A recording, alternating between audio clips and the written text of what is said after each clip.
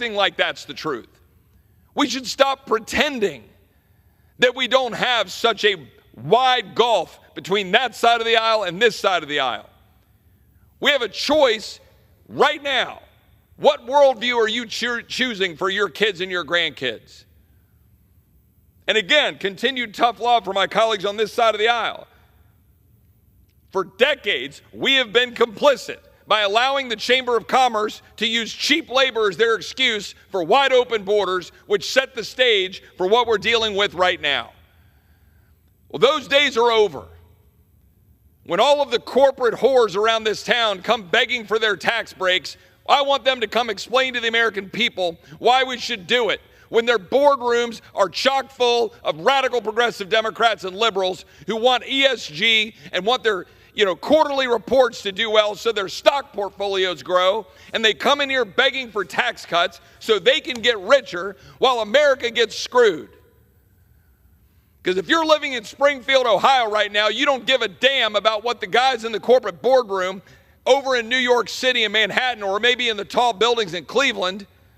You don't care about how rich they're getting, but you care that there's now 20,000 Haitian migrants sitting in your community that your granddads and your grandmoms and your moms and your dads worked hard to build, and it now is being trashed.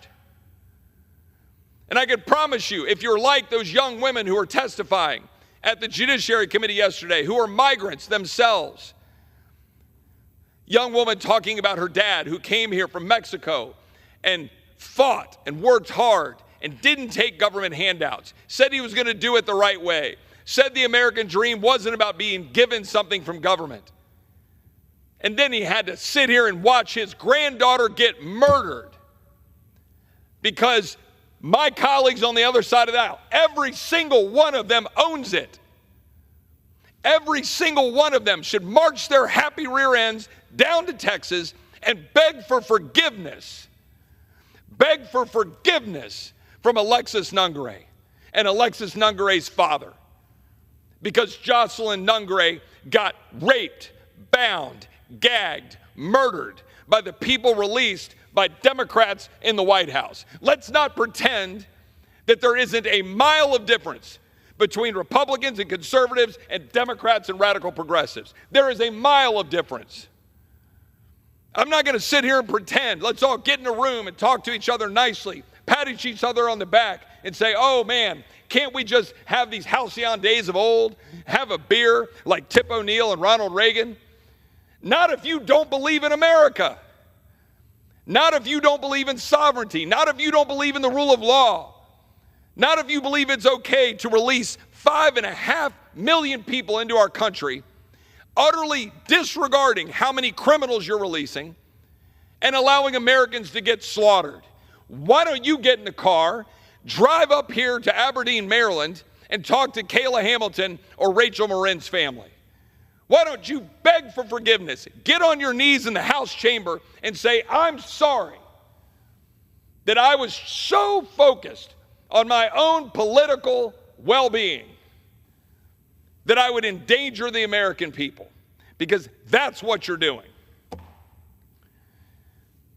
Finally, my colleagues on this side of the aisle in getting H.R. 2 passed has finally forsaken the Chamber of Commerce's death grip on the Republican Party, saying we need our cheap labor. But we haven't even scratched the surface. We haven't even begun to do what is necessary to take our country back. Because when President Trump talks about mass deportations, he means it, and I mean it, and I hope to hell Republicans on this side of the aisle mean it. Because 5.5 million people dumped into the United States without vetting, without knowledge of who the hell they are. We have the House Judiciary Committee recognizing 99 people on the terrorist watch list released into the United States. 35,000 Chinese nationals this year, and the year's not even over.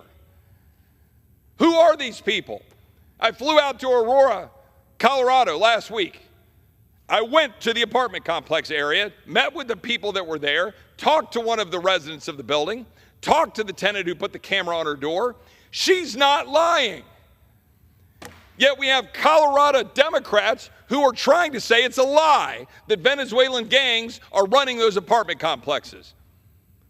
They get out on Twitter and they say, not true. It's a figment of their imagination. That's why I flew to Aurora, talked to the woman, and she walked through the fact that the manager of the apartment complex isn't there anymore. The manager of the apartment complex left and fled and feared for his life. For 2 months, there was no manager there. They put the cameras up. The cameras then showed what the entire world has now seen, which is armed thugs running around the apartment complex. We're told they smashed doors down, changed the locks on the building. We had a businessman who was there who helped the woman move out and said he basically stepped into the third world for a number of hours while he was helping moving her out. This is coming to every street in America. Wake up. We play up here playing tiddlywinks talking about CRs and nobody knows what the hell those even are. Like, we go around talking about all these different things. We can, let's get together and pass a resolution and a messaging thing this week. What are we going to do to finally just say no? You don't have to take this, you know. We're supposed to be a free people. We're supposedly endowed by our Creator with certain inalienable rights: life, liberty, and the pursuit of happiness.